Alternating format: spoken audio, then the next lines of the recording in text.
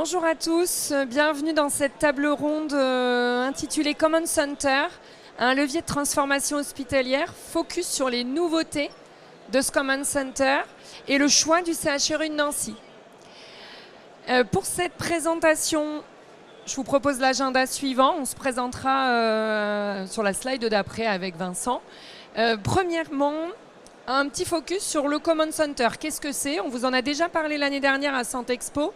On va reprendre un petit peu ce qui a, voilà, les objectifs principaux de ce Command Center. Et bien sûr, on fera un gros focus sur les nouveautés 2025 et toutes les différentes nouveautés de ce Command Center. On aura bien sûr une partie architecture pour que vous puissiez bien comprendre comment cela s'interface dans tout le SIH hospitalier. On aura également l'exemple de notre référence avec le site du Gregorio Marañón, avec des résultats chiffrés et des ROI depuis leur mise en production maintenant, depuis 2 ans, il me semble. On aura bien sûr un échange libre entre nous, des questions-réponses.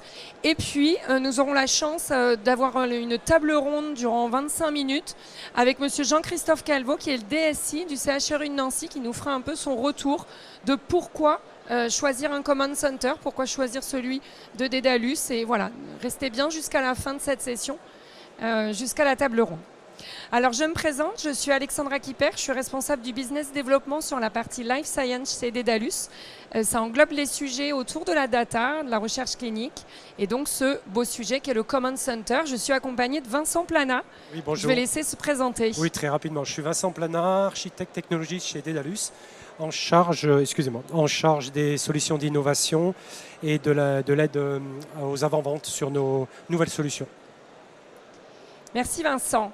Alors, en guise d'introduction, j'aime bien débuter cette présentation du Command Center par un imaginez si vous pouviez avoir des informations en temps réel sur les performances de votre établissement par rapport à vos objectifs, si vous pourriez identifier des contraintes qui impactent votre organisation du quotidien, si vous pouviez détecter automatiquement les facteurs de risque inattendus et imminents, si vous pouviez avoir des alertes préventives pour vous prévenir de ce qui va se passer dans votre établissement de santé. En fait, imaginez si vous pouviez avoir des outils en temps réel qui analysent les causes profondes des problématiques au sein de votre établissement. Un agent de surveillance numérique, bien sûr, c'est comme ça qu'on peut appeler ce Command Center, qui va identifier les conditions des risques imminents et surtout qui va pouvoir vous conseiller sur les prochaines actions à mener pour que tout se passe mieux au sein de l'établissement. Alors, qu'est-ce que c'est un Command Center? Un Command Center, c'est la tour de pilotage, la tour de contrôle, d'un aéroport, comme on a l'habitude de le voir. C'est un grand écran, comme on a l'habitude de le voir aussi dans Grey's Anatomy. J'aime bien l'analogie parce que chacun ses références. Mais c'est exactement ça, c'est des écrans placés au centre d'un établissement de santé, proche d'une direction générale, proche des soignants également, où on va pouvoir visualiser bien sûr des indicateurs en temps réel, c'est ce qu'on a sur ces écrans projetés au centre de l'écran, mais on a aussi des workspaces avec des médecins, avec des cadres de santé qui vont pouvoir suivre les problématiques en temps réel et surtout prendre des décisions en fonction de la problématique du moment.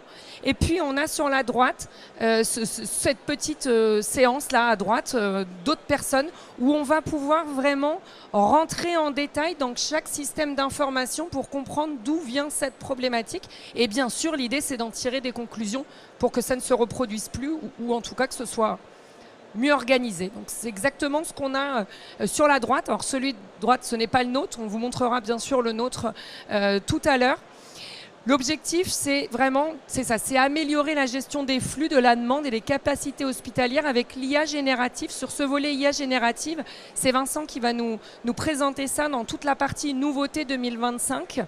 L'objectif, vraiment, bien sûr, axé sur les données. Le mot qui est très important, c'est le temps réel. Le temps réel est vraiment maître mot et vraiment facteur différenciant de ce Command Center. Le volet alerting et bien sûr l'automatisation. J'avance. 4 grands thématiques sur ce Command Center, les plus importants. à notre sens, mais aussi après avoir auditionné plusieurs établissements de santé, c'est toujours ceux qui ressortent en prioritaire. Les blocs, bien entendu, pôle majoritaire de coûts et de revenus de l'hôpital. Il faut vérifier si les blocs démarrent à l'heure, s'ils sont en retard, pourquoi ils sont en retard, qu'est-ce qu'il faut faire pour qu'ils ne soient plus en retard, comment anticiper mes blocs au vu des urgences, au vu du passage des urgences et autres. Les patients hospitalisés, la partie inpatient, gérer de façon très précise la durée des séjours, les délais de sortie. Tout ça, c'est vraiment des obstacles pour tous les systèmes de santé. Les urgences, bien sûr, vous avez forcément en tête l'activité des urgences qui désorganise bien souvent l'établissement de santé. Et puis ce volet santé populationnelle, ambulatoire, où même chose, il est important de pouvoir faire l'interface sur ce volet. Alors 2 mots sur le portfolio de KPI qu'on a déjà à dispo. C'est vraiment ce Command Center, il tourne à Madrid et donc il est livré à nos clients avec tous ces KPI qui sont bien sûr les KPI les plus importants dans le cadre d'un déploiement. Mais bien sûr, tout ça s'adapte en fonction du besoin des clients. Je te laisse, Vincent, reprendre sur le volet nouveautés. Oui, donc l'année dernière, comme Alexandra l'a dit, nous avions présenté la version 1. On arrive avec la version 2. Plein de développements qui ont été faits par nos équipes R&D. Et en fait, il y a eu un accent sur 3 domaines, comme je le présente là. Et je vais les présenter plutôt dans cet ordre-là. Donc, on a beaucoup travaillé sur le circuit intra-hospitalier, que Alexandra vient d'évoquer à l'instant, avec des nouveaux flux qui sont pris en compte, vous allez le voir. On a aussi travaillé beaucoup sur les urgences, parce que ce sont des centres extrêmement névralgiques dans l'opérabilité de l'établissement. C'est des centres qui doivent être suivis et accompagnés avec beaucoup d'attention. Bien sûr, le deuxième point, c'est l'IA générative. Qui ne parle pas d'IA générative? Et bien sûr, nous avons travaillé là-dessus avec un ensemble d'agents de raisonnement. On n'est pas sur du LLM, vous allez voir, c'est un petit peu plus avancé que ça. Donc des agents de raisonnement qui vont permettre d'assister les équipes du centre de commande dans leur appréhension des problèmes et surtout une aide à la prédiction de ce qui va se passer dans l'établissement. Et le dernier point d'attaque qu'on a fait, c'est aussi ce qu'on appelle les applications compagnons. Vous allez voir qu'ils sont des applications qui nous permettent d'aller un peu plus dans le détail de ce qui se passe réellement derrière le Command Center et qui permettent aux équipes de travailler avec plus d'efficacité. Donc, ces applications compagnons, vous voyez qu'on a travaillé sur 5 axes différents. Le premier, c'est le brancardage et c'est un des points qui a été beaucoup soulevé par Nancy dans nos premiers workshops. Donc de façon à pouvoir avoir une vue plus précise de ce qui se passe au niveau du brancardage et de façon à pouvoir résoudre des problématiques de transport dans l'établissement. Donc on a une application compagnon qui a été développée là-dessus. Une autre sur les urgences qui nous manquait. On en a développé une 3e sur les plans de soins infirmiers, ce qui permet en fait aux infirmières d'avoir en fait tous les cas, tous les types de patients entre des patients qui sont en phase de réhabilitation après chirurgie, d'autres patients qui sont en soins intensifs, etc. Donc ça, c'est aussi une application compagnon qu'on a développée. Les alertes critiques, c'est très important, je vais vous la montrer tout à l'heure en démo, donc aussi qui viennent ajouter au circuit hospitalier. Et aussi une application compagnon sur les admissions et les plannings. Slide suivant.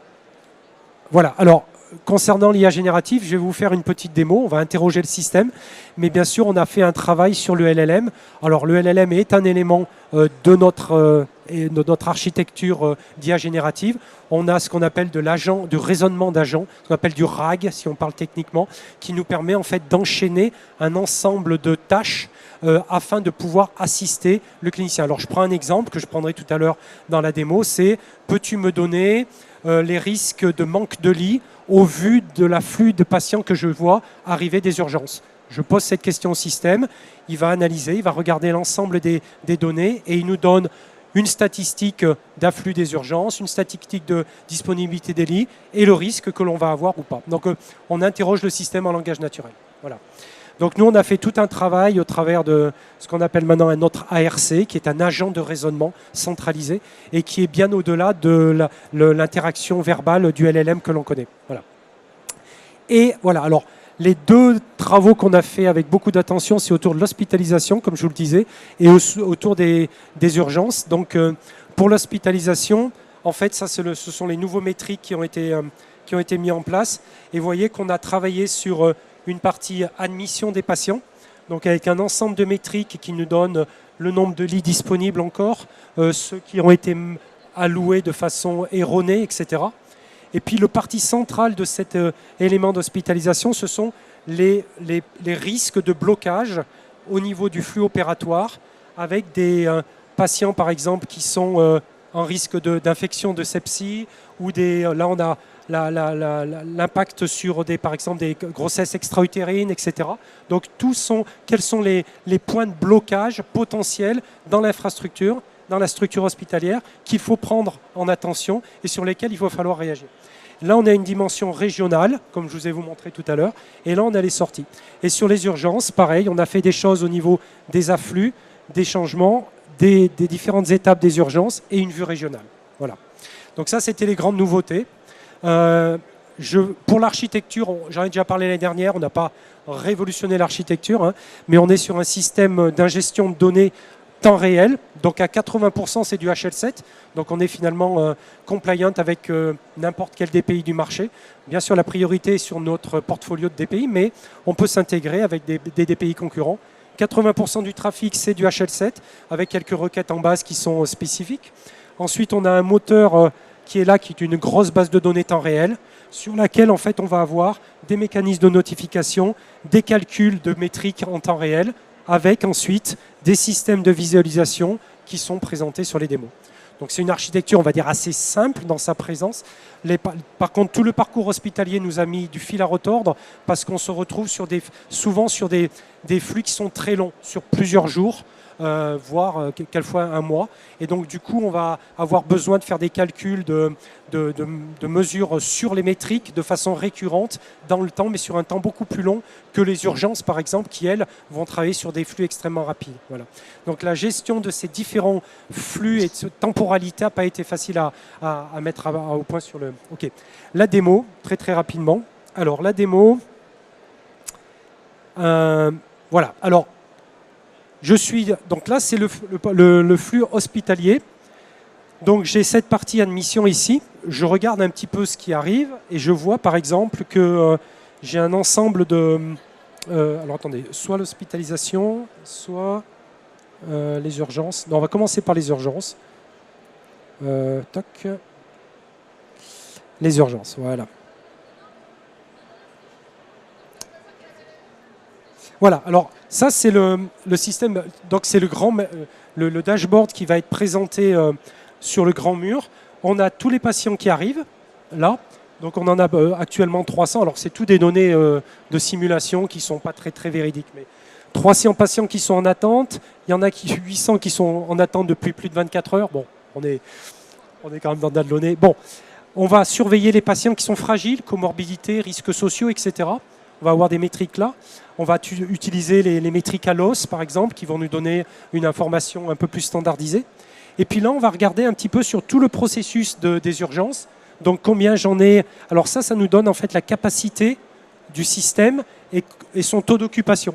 Donc, combien j'ai de personnes qui sont... Enfin, quel est le taux d'occupation maximal au regard de ce que j'ai en triage des patients. Là, combien j'en ai sur la partie analyse des problèmes cliniques, combien qui sont diagnostiqués, etc. Et là, je vais avoir de l'IA qui va me donner un temps estimé d'attente sur les prochains patients qui vont rentrer dans cette file-là. Voilà.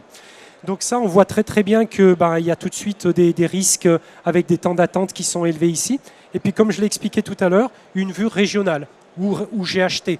C'est-à-dire qu'ici, je vais avoir mes différents établissements avec des métriques pareilles qui vont nous donner des informations. Et donc là, je vais voir que j'ai 31 patients, par exemple, qui sont en attente de transfert sur le circuit d'hospitalisation. Donc 31 qui ont été diagnostiqués, qui ne sont pas déchargés, mais qui vont rester en hospitalisation de nuit. J'en ai 31, donc je vais passer sur l'autre... voilà. Donc là, ça c'est le circuit hospitalier global, avec pareil mes patients qui arrivent. Là, tous les patients qui sont à surveiller avec des risques cliniques, Donc, comme je le disais tout à l'heure, on va avoir par exemple les grossesses extra-utérines, les patients qui sont avec des risques sociaux, les patients qui sont avec des maladies sepsis, des maladies nosocomiales, etc. Donc là, ça va me donner une vue assez précise des cas cliniques qu'il faut que je prenne en attente. Parce que si je laisse passer ça, c'est des patients qui vont rester trop longtemps en hospitalisation et qui vont occuper potentiellement des ressources. Donc particulièrement, je vais regarder ça et je vais me dire, mais bon, j'ai des patients qui ont telle problématique, qu'est-ce que je peux faire? Et là, je vais aller sur, voilà, je vais aller sur une application Companion qui est en fait une application qui va être utilisée par les infirmières ou les médecins et qui va avoir une vue de tous les patients qui ont été filtrés et qui sont à risque potentiel. Donc je vais pouvoir les filtrer par âge, par exemple, et me dire, mais attendez, qu'est-ce qui se passe? Regardons un petit peu ceux qui sont sur plus de 70 ans. Ah, donc j'ai quand même beaucoup de patients qui sont cancéraux. Il y a plus de 70 ans en hôpital pour les enfants, il y a un petit souci ici, mais voilà, donc je vais pouvoir identifier chacun de mes patients et je vais pouvoir aller regarder un peu plus dans le détail. Et puis en fait, je vais me dire, mais attendez, là, j'ai beaucoup de patients qui sortent des urgences, j'ai un risque de manquer de lit. Est-ce que si j'interrogeais l'IA générative sur ce problème, qu'est-ce qui se passerait? Et donc en fait, on va interroger l'IA générative et on va lui dire, hop, ici, voilà. Et puis on va lui poser la question, donc on va lui dire, comme je disais par exemple tout à l'heure, quel est le risque de manquer de lit au vu de l'afflux des patients aux urgences? Donc je pose la question. Alors je lui dis là, quel est le risque de manquer de lit au regard de l'afflux aux urgences depuis 48 heures? Bon. Alors là, il va lui falloir un petit peu de temps, il va mouliner. Donc quand je vous ai parlé d'agents de raisonnement, on est exactement là-dedans. C'est-à-dire que c'est un enchaînement de tâches qui vont être exécutées, qui vont utiliser des LLM, qui vont utiliser des bases vectorielles d'analyse de données produites par le système lui-même et qui vont petit à petit élaborer une réponse. Alors, retrieving the data, c'est la partie la plus longue parce que je lui ai demandé sur 48 heures, donc il remonte toutes les données depuis 2 jours. Et voilà, donc toc, toc, toc, voilà. Et là, il va me sortir normalement quelque chose d'intéressant, j'espère. Voilà. J'ai le courage de le faire en démo live, donc j'ai confiance. En bon technologiste, ça va marcher. J'espère. Alors, on y va. Tac, tac, tac. Voilà. Donc, il me sort analyse du risque au lit en fonction de l'affluence aux urgences. Donc, il me donne le nombre total d'admissions. Donc, ça, c'est de la statistique qu'il est allé chercher. Donc, c'est une sorte de BI manuel qu'on m'interroge. L'analyse de l'afflux aux urgences. J'ai eu un pic d'affluence de 32 admissions entre 10h et 11h le 19 mai. Période la plus calme, 3h et 4h le 20 mai. Analyse de l'occupation des lits. Donc, sur les dernières 48 heures, nombre total de patients hospitalisés. L'analyse d'occupation des lits par heure révèle un pic d'occupation, tac, tac, et évaluation du risque. Voilà. Alors, on est dans des LLM qui ont des biais. Je ne vais pas vous vendre que ce truc-là fonctionne à 100%. C'est du mode de test, c'est en mode test et proof of concept pour l'instant. Mais ça permet en fait aux équipes soignantes et de contrôle du command center d'avoir un petit peu plus d'outils entre leurs mains pour piocher dans ce puits d'informations qui a été capturé par le command center. Voilà. Je peux peut-être repasser la main à ma collègue qui va reprendre. Alors, très rapidement, puisqu'il nous reste moins d'1 minute. Excuse-moi. Ah ouais. Ben non. Bon, il va. Plaisir. Alors là, par contre, je ne sais pas pourquoi ça me fait ça. C'est bon, c'est bon. Si, c'est bon. C'est bon. Juste un mot pour vous montrer vraiment le Command Center à Madrid, comme il est déployé. On organise une visite d'ailleurs au mi-juin, 24 juin. 24 juin, si vous êtes intéressé pour aller visiter ce Command Center, discuter avec les praticiens, discuter avec les médecins, savoir comment ça fonctionne, comment leur organisation a réussi à mettre tout ça en place, n'hésitez pas à vous rapprocher de nous.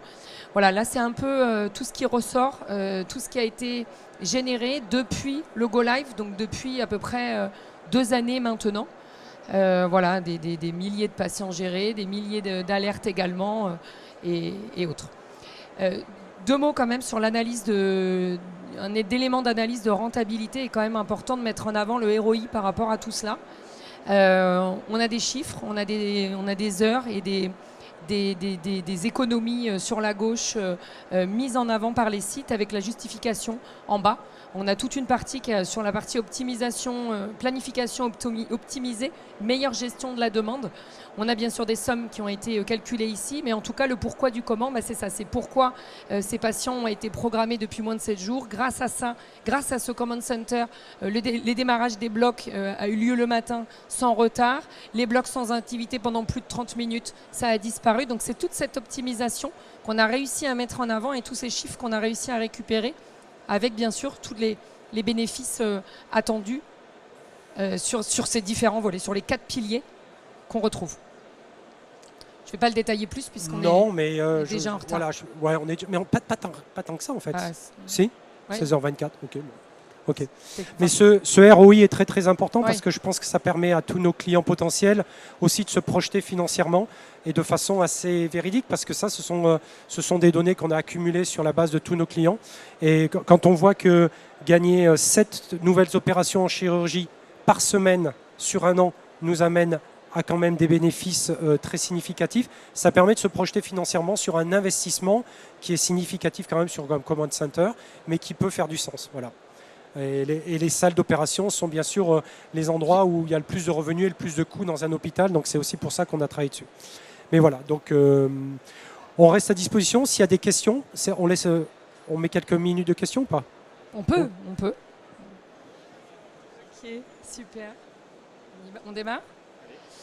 Bonjour à tous, je suis ravie de vous accueillir ici sur le stand de Dedalus dans notre auditorium à Saint-Expo pour une session qui, je l'espère, saura vous inspirer et ouvrir les perspectives concrètes sur la transformation numérique hospitalière.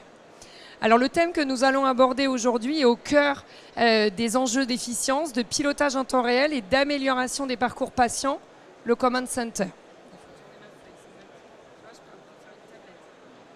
Alors plus qu'une technologie, le Command Center, c'est une nouvelle approche de la gouvernance hospitalière. C'est ce qu'on va vous faire découvrir aujourd'hui.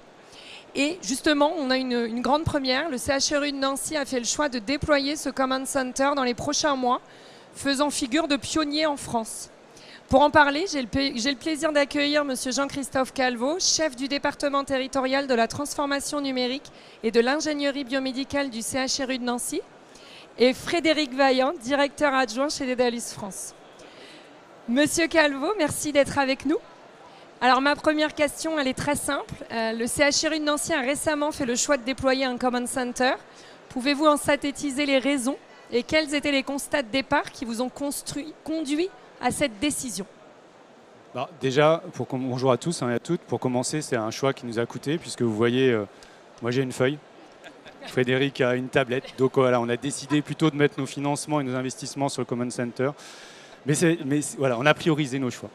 Alors, les raisons, c'est que c'est une histoire qui est assez, finalement, une réflexion qui est assez ancienne, donc qui a débuté finalement quand j'ai repris mes notes il y a quelques minutes, en 2019 au IMSS, où on avait été visiter un hôpital en Floride qui s'appelait le Nemours, qui était hôpital enfant, et dans lequel en fait ils avaient un centre de supervision et de surveillance dans l'ensemble des chambres qu'ils avaient centralisé avec différents types de professionnels qui étaient dans cet espace pour pouvoir surveiller les enfants avec l'idée de moins les déranger, de moins les réveiller et d'agir vraiment quand il y avait nécessité. Et finalement, c'était déjà un embryon en 2019 d'une centralisation de la data dans un objectif d'une meilleure prise en charge des patients et d'une sécurisation de leur prise en charge.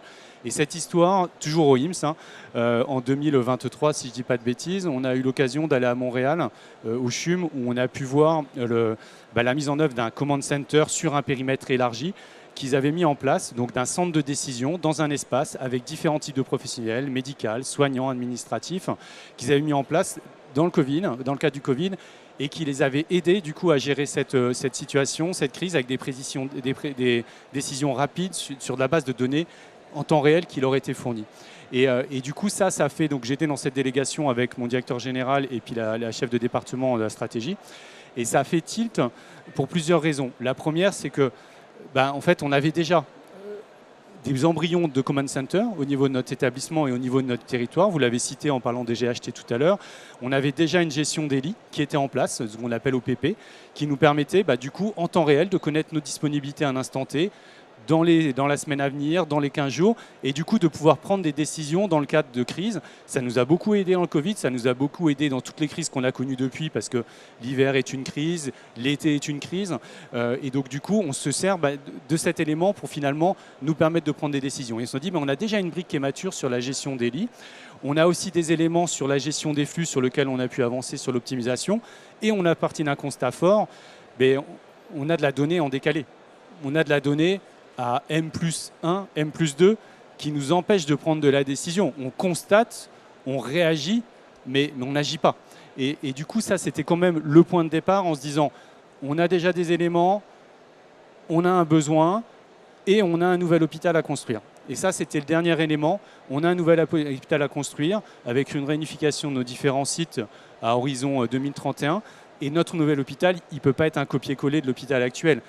Le command center, le centre de décision, doit être un des éléments qui va nous permettre de piloter notre établissement et de redonner de la donnée dans le même temps réel aux services qui sont demandeurs. On constate que nos praticiens, nos chefs de service, eux aussi veulent avoir de la donnée sur leur activité, sur ce qu'ils font. Donc, ce n'est pas une centralisation pour retirer un pouvoir, c'est plutôt une centralisation avec de bons représentants légitimes pour prendre des décisions réelles. Mais c'est aussi redonner ces informations qui sont utiles, qui sont motivantes, et c'est donné auprès de nos professionnels. Donc ça, voilà, l'histoire, elle part de là, et les raisons qui nous amènent à lancer cette aventure, puisqu'on a commencé à travailler dès 2023 avec Dédalus, avec une première visite à Madrid qui a été effectuée avec un tout petit comité pour juste voir c'est quoi un command center sur un périmètre qu'on n'avait pas, en l'occurrence les blocs.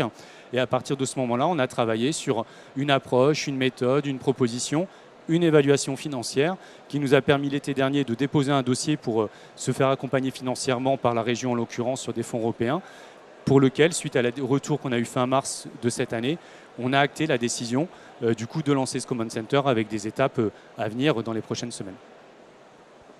Très clair. Donc, comme vous l'avez bien expliqué, le Command Center, c'est une réponse technologique, un vrai changement d'organisation et de paradigme de gouvernance. Et comment approchez-vous cette transformation au CHRU de Nancy? Vous l'avez dit, c'est ce qu'on veut surtout pas, c'est que ça soit, je vais le dire vulgairement, des tableaux de bord qui clignotent, qui sont beaux à regarder et qu'on n'en fasse rien. Donc ça, c'est le vrai challenge. C'est de dire la donnée, c'est pour ça aussi qu'on a fait le choix de travailler avec Dédalus, c'est parce que notre environnement est Dédalus et DXCare. Et donc la clé aussi du Command Center, c'est la data. Et c'est la data qu'on va pouvoir fournir en temps réel pour prendre ces décisions. Et on ne veut pas tomber dans ce travers d'avoir un projet technique qui donne des outils aux professionnels. Donc aujourd'hui, l'enjeu, c'est d'amener toute la gouvernance, toute la transformation qui va nous permettre du coup de dire voilà, j'ai un outil qui répond finalement à toute une organisation que j'ai pu mettre en place pour pouvoir vraiment piloter mon hôpital. Donc aujourd'hui, comment on l'amène? Ça va être le classique accompagnement au changement, mais avec un gros niveau à atteindre et Dédalus le sait parfaitement, Frédéric le sait parfaitement. Donc c'est là qu'on vous attend, c'est là qu'on nous attend. C'est du coup amener les professionnels.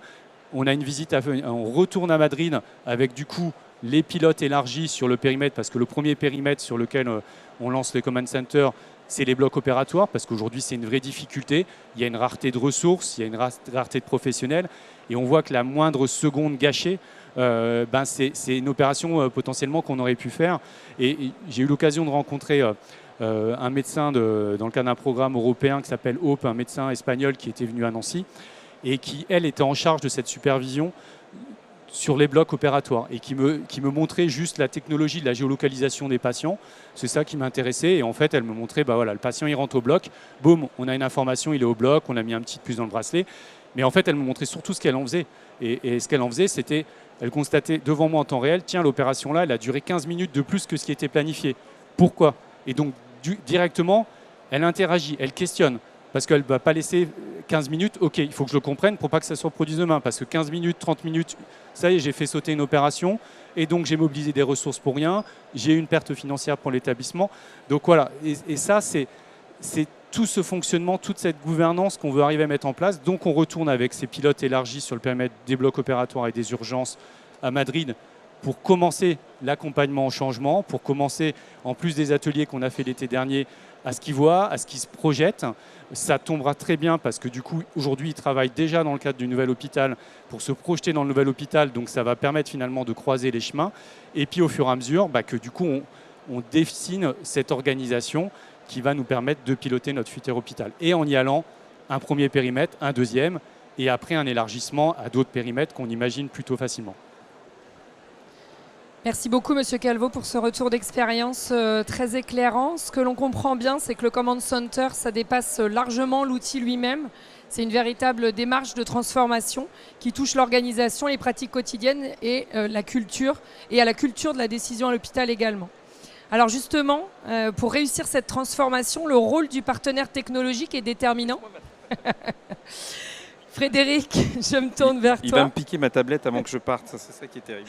Comment Dédalus accompagne-t-il CHRU de Nancy dans ce projet ambitieux? Et plus largement, quelle est ta vision de l'émergence de cette nouvelle gouvernance par la donnée réelle dans les hôpitaux? Bon, je vais essayer d'être au niveau de Jean-Christophe, ça va pas être facile, mais bon. Sans la tablette, presque sans la tablette, ouais. Alors, c'est effectivement né quand nous sommes allés à IMSS ensemble, soit 2019 puis après 2023. Donc on avait un peu à rougir par rapport à ce qu'on voyait chez nos amis américains. Mais bon, on savait déjà qu'ils dépensaient beaucoup plus d'argent que les Français sur le sujet. On peut multiplier par 10, voire parfois par 50. Ça, c'est la réalité. Par contre, quand on y est retourné cette année, eh bien, j'ai trouvé qu'on avait rattrapé le retard.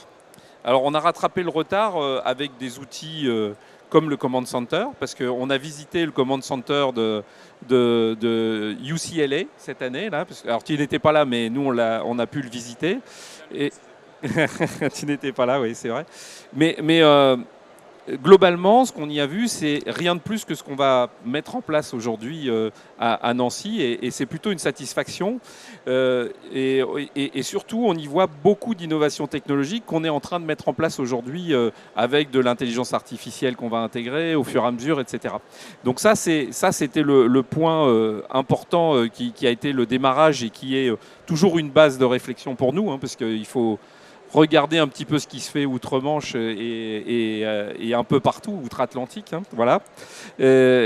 Maintenant, si on regarde au niveau européen, pour nous, ce qu'on appelle le pilotage par la data, c'est deux approches particulières. Une qui va être centrée sur la recherche et une qui va permettre de faire de l'opérationnel.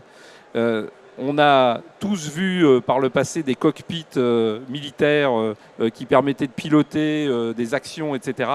On le voit dans l'industrie. Il n'y a pas de raison qu'on n'arrive pas à le faire dans la santé. Et clairement, aujourd'hui, au-delà d'un produit, le Command Center, c'est vraiment un projet.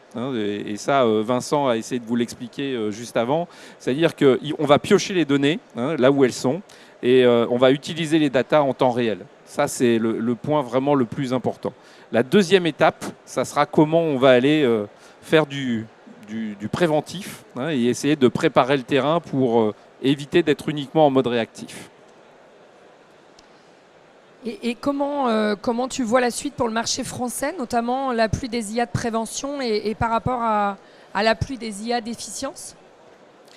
Alors, l'efficience, c'est le grand mot du moment. C'est faire plus avec moins d'argent, en gros. C'est à peu près ça. C'est à peu près ça. Donc là, il n'y a pas 50 solutions. Il faut qu'on automatise. Il faut qu'on réorganise. Donc, on accompagnera là aujourd'hui le CHU au mieux pour la transformation, pour essayer d'aider dans la réorganisation qu'il y aura.